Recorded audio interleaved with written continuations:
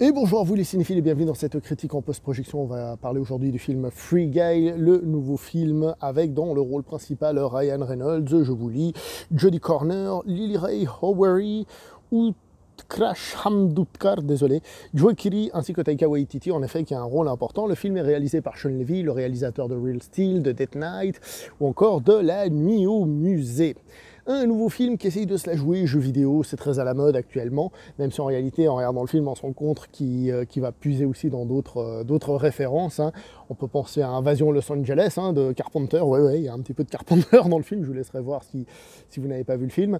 On peut aussi voir un petit côté Un jour sans fin, évidemment, le côté répétition Die and Retry du jeu vidéo qui se retrouve un petit peu là-dedans.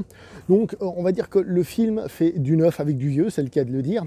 Je fais une petite référence à quelqu'un en disant ça, mais on peut en effet le dire. Très honnêtement, c'est un film qui me hypait pas beaucoup parce que j'avais un peu l'impression que ça allait être un de ces films un peu à la Emoji, vous savez, un peu à la Toy Story, de manière plus positive. C'est-à-dire un de ces films où on part du principe qu'on va s'intéresser à la vie de quelqu'un dont normalement on s'en fout, où il n'a pas de vie. Toy Story, ce sont les jouets. Tiens, que font les jouets quand on n'est pas là? Emoji, c'était tiens, que sont les emojis dans leur monde? Et là, c'est qu'est-ce qu'un PNJ, donc un personnage non jouable, dans sa vie de tous les jours, dans un jeu vidéo. L'idée de base est très à la mode, très moderne, mais en même temps assez classique, un peu passe-partout, comme j'ai déjà dit. Ce sont des choses qui ont déjà été utilisées, et en plus avec des concepts déjà utilisés. Donc on pouvait avoir un petit peu peur. Et finalement, le film, en partant de ça, arrive à être un petit peu plus intéressant. Donc c'est un film qui lorgne plus d'ailleurs du côté de Ready Player One, j'ai trouvé. Donc ce côté, on a créé un monde de jeux vidéo, les gens sont dedans, ils jouent. Alors il y a un petit peu moins le côté, ce monde, c'est notre vie, on préfère cette vie au monde réel qu'il y avait dans Ready Player One, surtout dans le livre en fait, parce que le film je l'ai vu une fois, bon le livre je l'ai lu qu'une fois aussi, mais il m'a un peu plus marqué on va dire. Il n'y a pas ce côté-là, c'est quand même plus terre-à-terre, plus de chez nous, c'est-à-dire c'est juste un jeu online qu'on pourrait rapprocher comme ça d'un GTA, c'est en tout cas le premier qui me passe par la tête, une espèce de GTA online où tout le monde peut se connecter et faire les petites bassesses et autres qu'il a envie. C'est un petit peu le principe du jeu. Le souci principal, c'est qu'on ne comprend pas trop les règles du jeu. Par exemple, je m'explique. Le personnage principal se réveille tous les matins. Waouh, super. Mais qu'est-ce que c'est que tous les matins pour lui? Est-ce que c'est seulement quand il se fait tuer, puisqu'il est dans un serveur on continue? Est-ce que le serveur, tous les soirs, entre guillemets, s'arrête pour rebooter, pour recommencer la journée? Et donc les mêmes personnages font la même chose à chaque fois? Est-ce que c'est un serveur qu'on continue? Est-ce que le personnage ne respawn, donc il ne se réveille que quand il meurt? C'est des questions qu'on peut se poser parce que est-ce que lui-même, il sait qu'il se fait tuer tous les jours et donc il a conscience que le jour d'avant, il a fait la même chose que ce jour-là? Il y a plein de petits trucs comme ça dans le film. Il y en a plein qui viennent un petit peu gâcher le scénario. C'est qu'on ne comprend pas tout à fait comment ça fonctionne et du coup, on se permet un petit peu toutes les libertés. Et ça, c'est un tout petit peu dommage. Voilà, ça vient un petit peu gâcher l'immersion, j'ai trouvé. Par contre, point fort par rapport au film, c'est très clair quand on est dans le jeu et quand on est dehors, sans qu'on ait besoin de nous mettre un petit écriteau en bas pour nous dire t'es dans le jeu, t'es hors du jeu, ou qu'on nous le dise verbalement. On le comprend assez facilement de par le côté visuel. Quand on est dans le jeu, on sent qu'il y a un truc un peu fake, des choses faites par ordinateur. Donc quand on dit d'un film par exemple, ah mais ce film, on sent que c'est faux et les gens se plaignent, non c'est pas vrai, c'est trop bien fait. Là ce film, vous voyez, il nous donne raison dans ces cas-là. Parce qu'on voit clairement la différence visuelle entre quand on est dans le jeu et quand on est à l'extérieur. Non pas que dans le jeu ce soit mal fait, mais on sent qu'il y a un truc qui n'est pas totalement vrai, tandis qu'à l'extérieur, on a moins cette sensation, et donc à ce niveau-là, c'est plutôt très bien fait.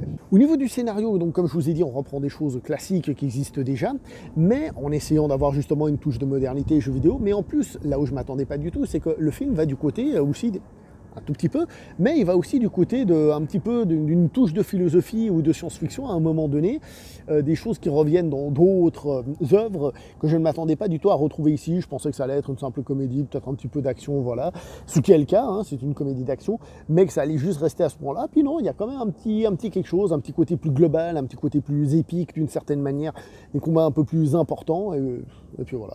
Ryan Reynolds, on connaît son type de jeu, son humour. Si vous le détestez, allez pas voir ce film, parce que ça va être le Ryan Reynolds Show. Personnellement, j'apprécie, je trouve qu'il arrive à donner à ses personnages un côté un peu faiblichon comme ça, mais en même temps, qui nous attrape, qui arrive à nous avoir émotionnellement. Et ça tombe bien parce que c'est ce que fait son personnage dans le film. Donc je trouve que ça fonctionne très bien. D'ailleurs, les acteurs en eux-mêmes sont plutôt très bons. Taika Waititi, il en fait des tonnes, il en fait des caisses abusées, mais ça colle encore au personnage. Bon, ça pourrait énerver certaines personnes, trouver qu'il en fait trop, etc., etc. Il n'y aura pas de souci. Mais moi, perso, ça ne m'a pas dérangé, mais soyez prévenus qu'il en fait quelques petites caisses quand même. Hein. Sinon, forcément, le film fait des références, hein, un peu à gauche, à droite, peut-être même certaines que j'ai loupées. Je reviens un peu sur ce que je vous avais dit la dernière fois dans la vidéo de Space Jam 2. Une référence pour une référence, c'est-à-dire juste placer une référence dans un coin, ça peut être cool, ce n'est pas une blague, ce n'est pas génial, c'est juste une référence. C'est comme si moi je mets un autocollant de Spider-Man contre le mur là-haut, il y aura Spider-Man dans ma vidéo, ça en fait pas un truc génial, on est bien d'accord. Le film fait ça, il y a certains caméos qui sont très succulents, hein, franchement.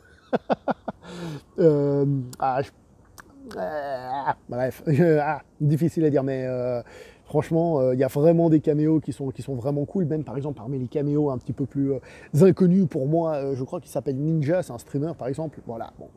Lui, franchement, si j'avais pas entendu parler de lui il y a 3 jours, je l'aurais pas su, mais il y a d'autres acteurs, d'autres trucs, il y a des caméos qui sont très succulents, l'humour en lui-même, pour revenir un peu à ça, j'étais pas mort de rire, alors je peux pas vous parler de la salle, on était 3 dans la salle. On était 3, il y a moi, un mec plus au fond et un autre en bas. J'ai entendu rire personne, en tant que tel, hein, pas d'éclat de rire, mais personnellement, j'ai trouvé que si je n'ai pas vraiment rigolé, j'ai passé un agréable moment, c'est-à-dire dans le sens où l'humour n'est pas assez lourd pour être chiant, il se laisse regarder sans aucun déplaisir à ce niveau-là. Puis comme je vous ai dit, puisque l'humour devient parfois de l'émotion, parfois même quelque chose d'un peu plus, qui pose un peu des petites questions, classiques mais quand même, c'est pas forcément négatif. Je dois vous avouer cependant que le film, peut-être justement dû à quelques, comme je vous ai dit, ces petites erreurs de conception, de choses pas claires et parfois contradictoires. Je vous montre un exemple contradictoire. Là, c'est pas tant dans le jeu, mais c'est dans le film en lui-même, non, dans le jeu du film, mais dans le film en lui-même. À un moment donné, il y a un personnage qui embrasse l'autre. On dit c'est pas possible, il n'y a même pas de bouton pour ça. Mais on le sait, c'est le PNJ qui fait ça. Donc c'est le PNJ qui a conscience de sa vie. Ok, d'accord, donc lui, il a le droit de dépasser les limites, etc., etc. Mais à un moment donné, il y a un autre personnage qui, lui, est un joueur, qui, lui, va embrasser un autre. Ouais, mais comment tu le fais? Parce que tu as dit tout à l'heure que c'était pas possible. Oui, mais voilà, c'est le code, le truc, le machin. Ouais, mais non. Un autre exemple, au début, ils se disent, tel personnage, il provoque un bug, donc on va l'arrêter. Donc les gens qui sont, on va dire, dans le bureau de la firme qui gère le jeu vidéo, ils se mettent dans le jeu avec des avatars et ils vont essayer de traquer le personnage en jouant au jeu vidéo, c'est-à-dire le flinguer, quoi, dans le jeu. Alors que plus tard, dans le film, on nous dit, bon, bah voilà, ce compte-là, bah, désactive-le, tac, tac, tac, tac, poum, voilà, désactivé, quoi, tu le kicks du serveur. Alors pourquoi est-ce qu'au début ils jouaient? C'est juste parce que voilà, c'est plus cool dans leur vie de tous les jours. Voilà. Le film a plein de trucs comme ça qui, comme je vous ai dit, empêchent vraiment, enfin moi, m'ont empêché vraiment de rentrer dedans à 100%, à chaque fois de me dire ouais mais ça, ouais mais ça. En fait, vous savez, c'est des choses qui sont pas très graves, mais qui sont là, tic tic tic, salut. Ouais, c'est bon. Tic tic tic, salut. Oui, c'est bon, je compris. Tic tic tic, ouais, c'est bon, qui viennent un petit peu casser les bonbons régulièrement, blablabla. C'est pas grave, mais c'est quand même présent. Et du coup, le film, c'est surtout là où je voulais en revenir, il n'est pas spécialement trop long, mais il y a quand même des trucs où, au bout d'un moment, j'ai trouvé que ça s'étirait un petit peu. Il n'empêche que le film, il est frais, malgré le classique de surface, comme j'ai dit, il est frais, il dégage quelque chose de cool, entre autres grâce à son acteur, grâce aussi au personnage de Buddy, je vous en dis pas plus, que je trouve très sympa, des références quand même qui font sourire, des caméos, des trucs et des machins, un humour global, un petit peu de profondeur, un petit peu de trucs et de machins, puis au final, on sort du film, et moi personnellement, j'ai passé un très bon moment, un peu long à certains moments peut-être, et disons que comme je commence à être un vieux, ben, je commence à avoir des emprunts à gauche à droite et 2-3 petits trucs, mais je pense qu'en règle générale c'est un film qui va beaucoup plaire, donc moi je vous recommande, si vous avez l'occasion, d'aller le voir, évidemment, comme d'habitude, en sachant ce que vous allez voir. Hein. En allant voir un film comme ça, vous savez que vous n'allez pas voir, je sais pas moi, le dernier Kubrick. Hein. Si on vous dit que c'est le dernier Kubrick, sachez qu'il est mort. Même si j'ai fait un live dans lequel on m'a dit dernièrement que certains morts disaient des choses après leur mort, hein, très sérieusement en plus. Non, bon, bref, j'ai arrêté de dire des conneries, hein. Surtout que je reprends les conneries de collègues. Mais un film très sympa à aller voir, pas la panacée universelle, c'est un film sympathique, voilà, c'est ce que je peux dire. Niveau mise en scène, c'est plutôt cool, j'ai rien qui m'a spécialement dérangé, ni spécialement marqué en bien non plus, il faut le dire. Voilà. Je vais m'arrêter là donc pour cette petite vidéo, vous voyez je parle de mise en scène, enfin pas à l'arrache comme d'hab, en tout cas pendant ces vacances. N'oubliez pas de liker, de commenter, de partager, on se revoit prochainement pour une prochaine vidéo, jusqu'à là, portez-vous bien et ciao tout le monde.